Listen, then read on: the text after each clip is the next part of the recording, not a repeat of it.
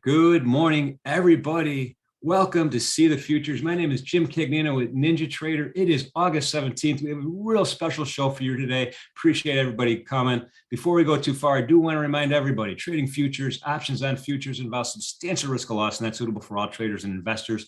Oftentimes in futures trading, you have a high combination of leverage and volatility. And although that could be an equation for opportunity, also an equation for risk. So be careful, only fund your future trading account with risk capital. My personal definition, money I can afford to lose, doesn't change my lifestyle, lengthen my retirement horizon, or overly stress me out. Stress is a big deal in life. We make bad decisions when we're under stress. So be in a good spot as you go. And easy on day trade margins, folks, by the way, right? You get a lot of leverage trading these great markets. Just easy on the day trade margins. Pick your areas appropriately. And any questions on that kind of stuff, type them in the chat. We do have a really special guest today. I want to introduce. It's not Bobby. It's not Jimmy. We're not doing the all-Italian show today with arms flying around all over the place. Boris, I'm going to say it, try to say it, Ilyevsky, the head. That's pretty good. Did I do good? The head of the Coinbase Derivatives Exchange, the new Coinbase Derivatives Exchange. Boris, how are you? I'm good. Thanks so much for having me, Jim. Really glad to be here. Yeah, my pleasure is ours. We're excited. I mean, I've been in this futures business for a long, early 80s, maybe late 70s. Me and my mom argue about it. Been a long time. And we see I'm a futures guy, and we see a new futures product and a new futures exchange. We got to talk about it. And, NinjaTrader offers it, and you're killing it so far. So it's great for you to be here. And where are you at? Where are you located at? So I'm actually in the Coinbase Hudson Yards office on the west side of Manhattan. I'm based out of the New York City area. I live in Long Island, but I'm here in the city a couple of days a week. Coinbase is a remote first company, but there's a really nice office here at Hudson Yards, and I'm here with our various team members a couple of days a week, and really excited to be on the show today. So tell us a little bit about how you got there. Like, so you've been in the derivatives market for a while, and what was your path? How did you get there? Sure. So I got into equity derivatives, equity options, to be specific. The stuff that's now, pretty vanilla or, in the news all the time. If you're watching Best Buy stock today or GameStop or AMC, you know all about it.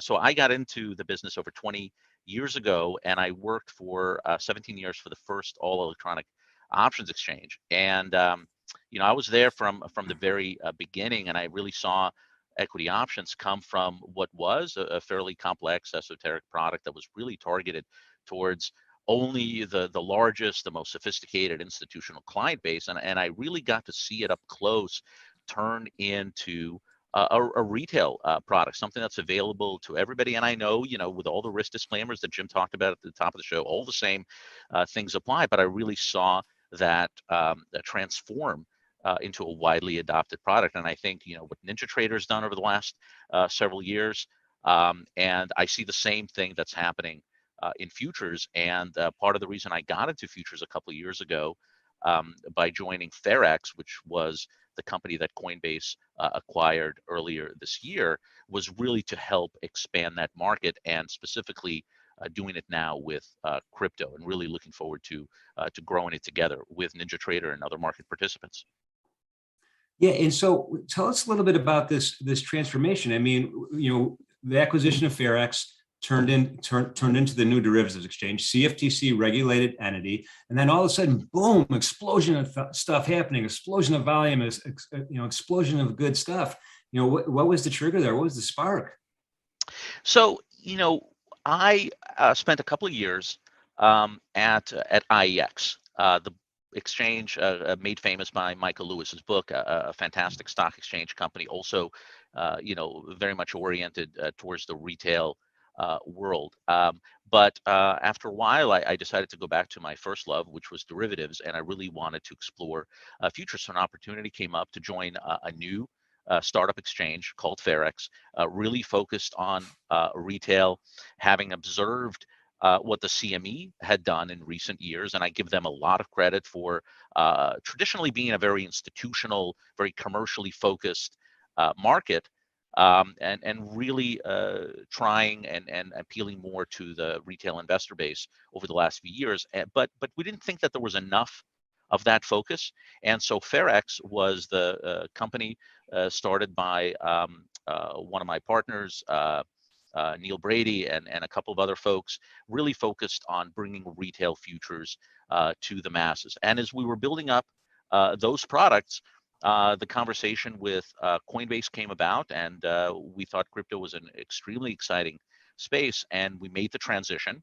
We rebranded to Coinbase Derivatives Exchange, and we sort of took a couple of months, put a great group of market participants together, all the big market makers in the business from the traditional space and from the crypto world, and we decided to launch what we believe is really the right-sized product for the retail environment, especially for a volatile asset like crypto, but something small enough where both existing and brand new uh, futures traders could really dip their toes in the water in a way that's still a little bit scary for larger contracts, and also not only something that allows really a unique opportunity to express both long and short views on crypto, but also to do it in a size that really allows you to scale your position so that the granularity of your trades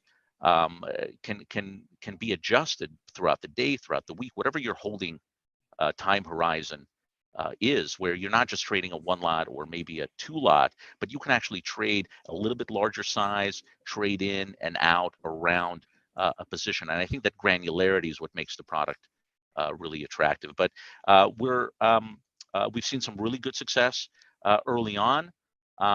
We've had days well over 100,000 contracts. We have record open interest of over 7,000 contracts. NinjaTrader has been a fantastic partner for us, and in the coming weeks, I can't quite say the exact date, but it will be out soon. We're also going to be launching a Nano ETH contract that will be 1/10 Ether. So we're pretty excited to do that with all of our participants and NinjaTrader as well.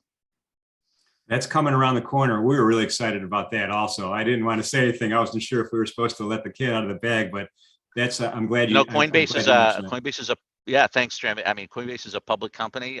We're as Jim pointed out, a regulated exchange. So we're working very productively and deliberately with our regulators at the CFTC. So we want to get these products out as quickly as possible. But we're dotting all our I's and crossing all our T's and gearing up. Yeah, and that's a really important distinction, CFTC regulated. That's a good thing for traders and investors, right? That provides kind of the backbone of regulation, and how funds are, overnight margins are held and funds are held and all of these requirements. And the reporting is substantive, right? So it's a much more controlled environment, and it's a good thing. I think it's a step in the right direction for all of these types of digital assets in general to be at this level where you have a structured framework to work around, and traders and investors should feel more comfortable being there. Probably more work for you having all the reports and stuff, But you know what? And as Coinbase has said publicly, we are pro regulation and oversight, and actually being on the future side, we're quite thankful that there's an existing structure and guardrails in place that gives us not an easy path, but a prescriptive path of how to get these products out into the existing ecosystem. CME has been out there for a few years. They have a crypto complex. And we are now with a real retail focus, but we really are the only crypto-focused firm that also has a regulated exchange and a regulated product that's cash settled, that's available through the FCMs and the brokers out there. There's other players out there, some brand names that have been trying to do this, but in terms of a marginable cash settled Bitcoin product, it's really just us and the CME. And I think we're in a very unique and very privileged position to be doing so. And we're quite pleased to have what is a framework that has a lot of requirements and rules that we all have to follow, just like brokers do and the NinjaTrader and other FCMs. But we're happy to have those guardrails in place that allows us to participate in the market and broaden the audience in the way that we have now with Nano Bitcoin and hope to do with Nano Ether coming up as well.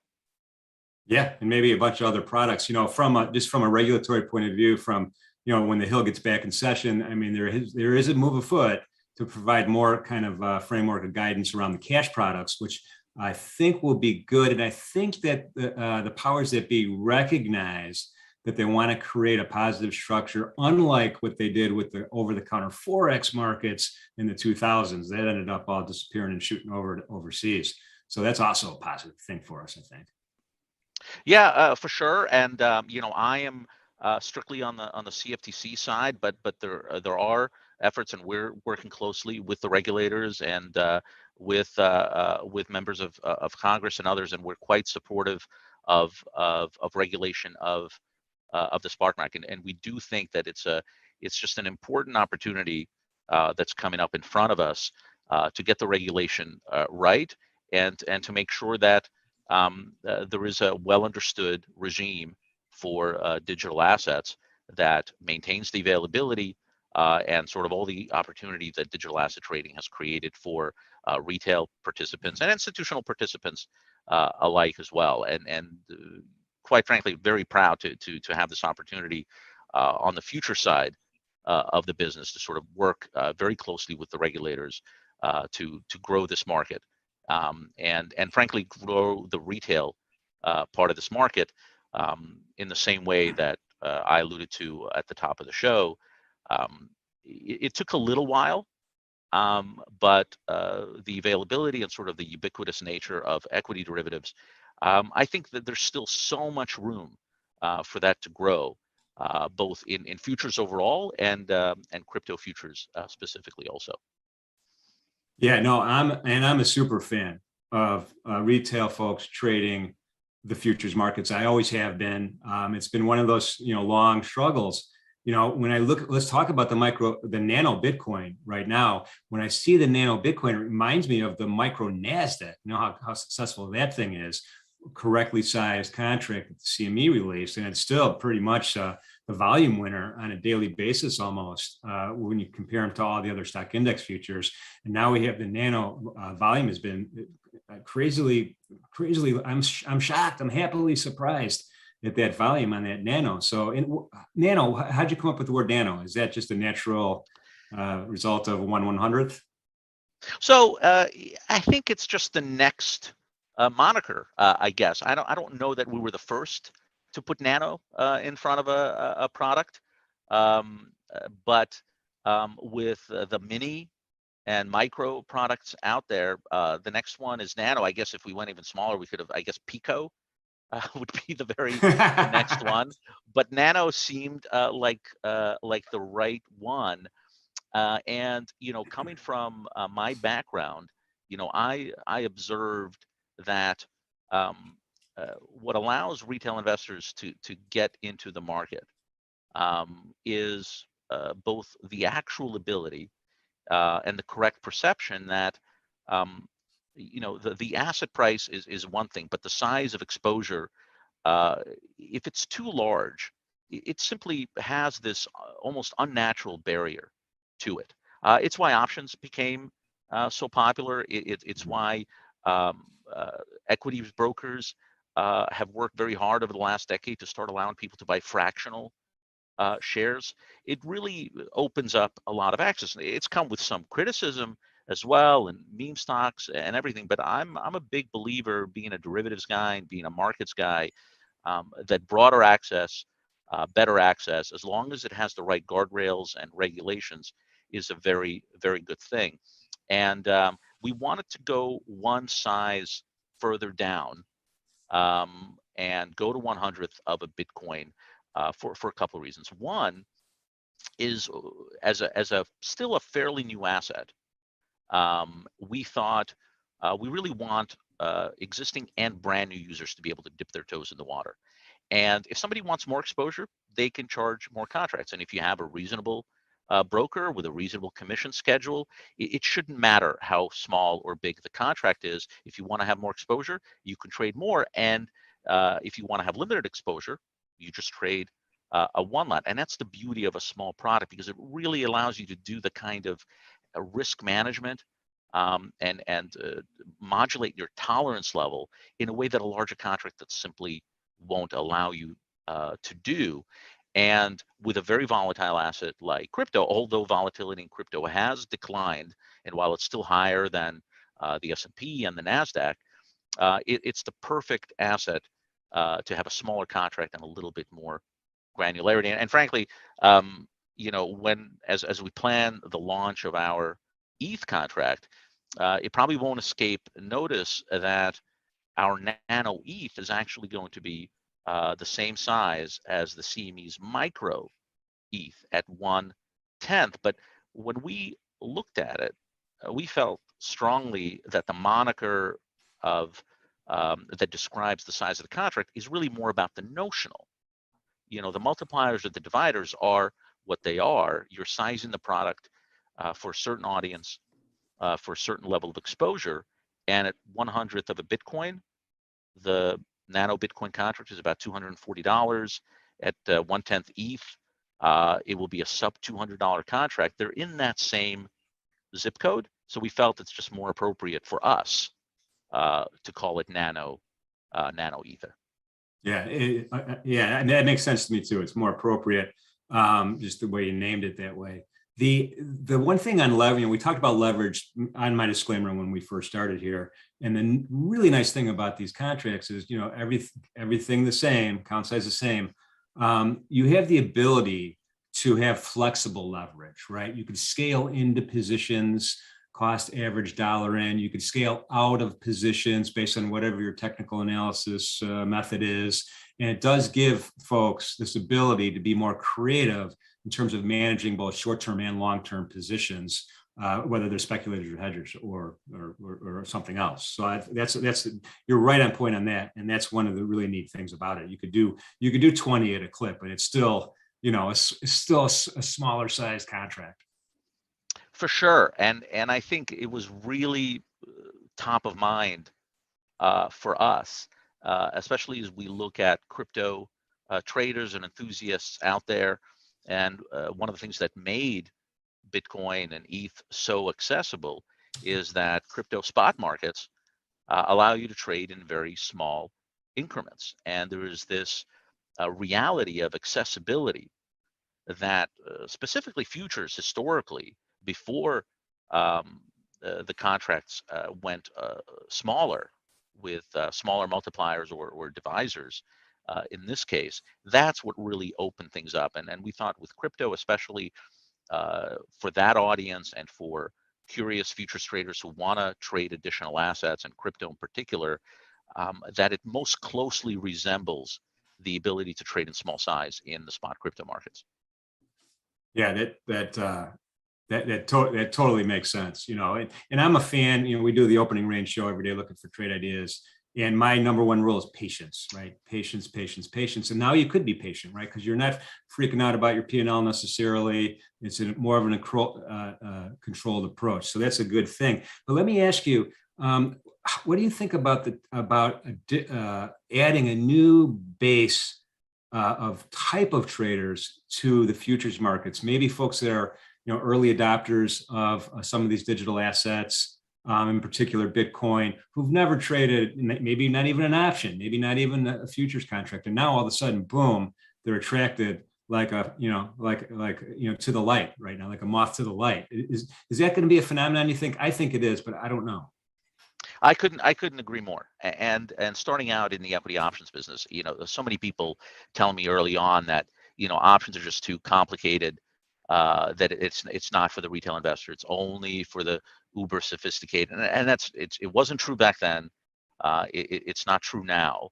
I think the important thing is to make the markets more accessible, have brokers willing to do the education like you guys do, provide the market access, provide the choice, provide the risk management tools, and for us as the exchange to provide a product that is suitable for retail investors. Not that it's exclusive to retail investors, as I said earlier.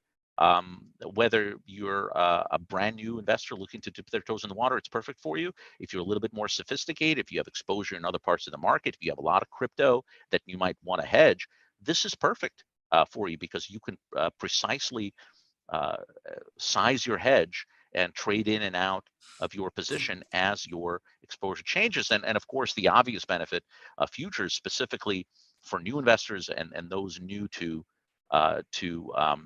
futures in particular, who might already be in futures, is the ability to express not only a long view but a short view as well, in a way that's frankly a lot more difficult in equities and equity options, and a little bit more complex, in some cases a lot more risky. Whereas the beauty of the futures market is the fact that going short is no different really than going long. And I think that's why it's such an amazing opportunity for brand new traders who look at crypto and say, yeah, but what if I think crypto might go down? What if I have crypto and I want to hedge? What do I do? Yes, there are ETF products out there right now that have options on them, and those are good things.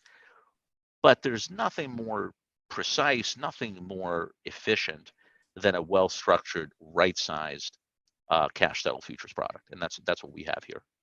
Yeah, awesome. So if we got a couple minutes, we do. I have a couple of charts I kind of want to show, and we talk about kind of relationships and stuff like that. The first one, this is sources Bloomberg on these charts right here, and the first one that we have is just simply the nano versus the spot market, right? This is Yeah, this is a really good chart, because it is true that typically the futures market versus the spot market, the same way that ES versus SPX, there's a little bit of a differential. There's obviously correlation and tracking that's pretty perfect, but there's typically either a premium or a discount depending on interest rates, dividends. This is really just to show how, in this particular case, our monthly front month, this is showing the current month, which is the August expiration, and how it tracks the actual price of Bitcoin. And maybe this is obvious to everybody, but sometimes it's good to point out the obvious, that it tracks quite closely. There's not this, but this is a futures market and there's going to be some weird price deviation from the smart market. This shows you quite clearly that that's not the case, and that the futures market very closely tracks the spot. Yep, that's right. And this is like, I don't know, it's not 100%, but almost 100% correlated as Yeah. far as I could tell just looking at it. Second chart right here, we do have the nano versus the spot versus the E-mini S&P. Yeah, so this is an interesting one, because right off the bat you see that they do track each other. This sort of phenomenon, I think it changes from time to time, and you certainly see divergence. But it is interesting how it's probably more correlated than you might otherwise think. But at the same time, there are very interesting opportunities that present themselves, especially in the last couple of days, where you see them sort of going in opposite directions. But if you're currently trading the MES or the MNQ, which I believe is another chart that you have, Jim, this just makes for some very interesting trading opportunities, just kind of seeing how the markets in some ways surprisingly track together, but do have some interesting divergences depending on the broad market news versus what's happening in the crypto world. Yeah, and this kind of analysis, this is a technical analyst's dream come true, right? When you see these kind of correlations, and you can see convergence and divergence based on different market drivers, different things that are going on from an economic release point of view. And so these kind of charts are great, because literally, you can dig into them and kind of make trading decisions off of them. Yeah, yeah, and if you're in front of your terminal, one of the things that we couldn't be more proud of is the liquidity providers that we put together, and the depth of that market, and the fact that it's just a couple of ticks wide, 23 hours a day. It's just it's a fantastic thing to see. It's very rare, if I may say so myself.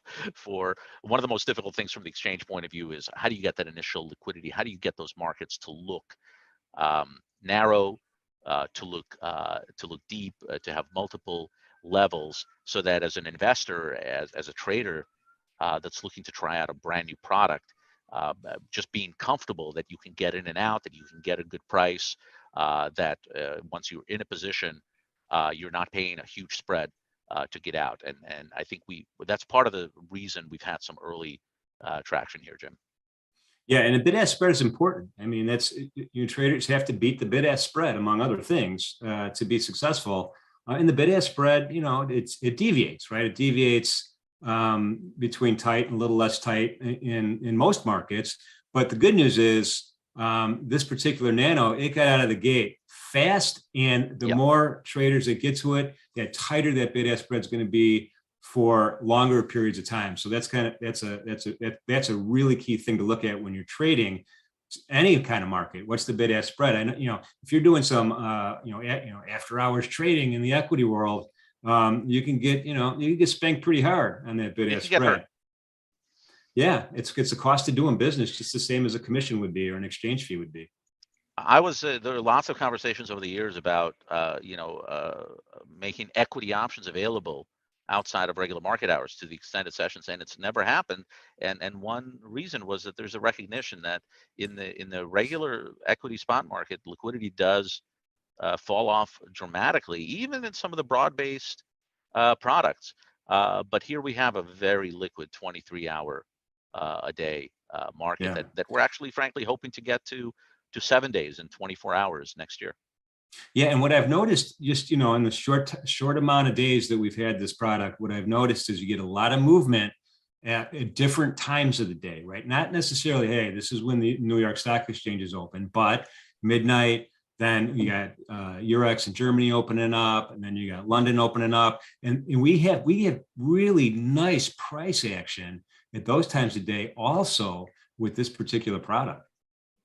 Yeah, and just like with some other products, it's the European afternoon that tends to be quite active, and obviously late night in the U.S. with Asia open and Europe waking up. So it has those aspects of sort of the futures market, of the commodities market. It has all those fantastic ingredients that give you like different looks and different price action all around the clock.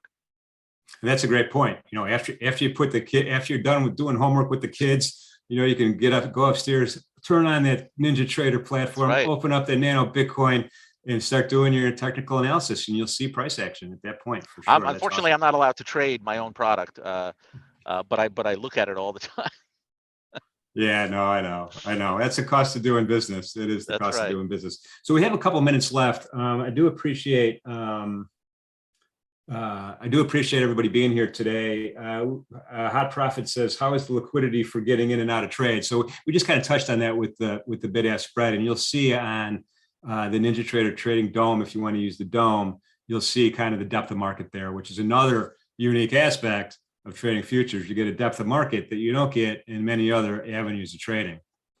I mean, right now I'm looking at it, and it's literally 5, 10 index value points up. So like 5-10 cents wide in terms of notional, and I'm seeing it 50 or 100 on the bid, 30, 90, 100 on the offer.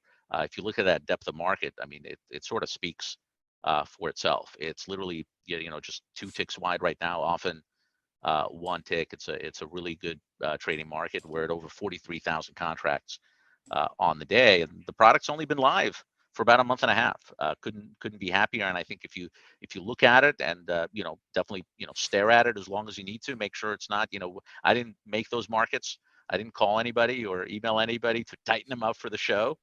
That's what these things look like, basically 23 hours a day.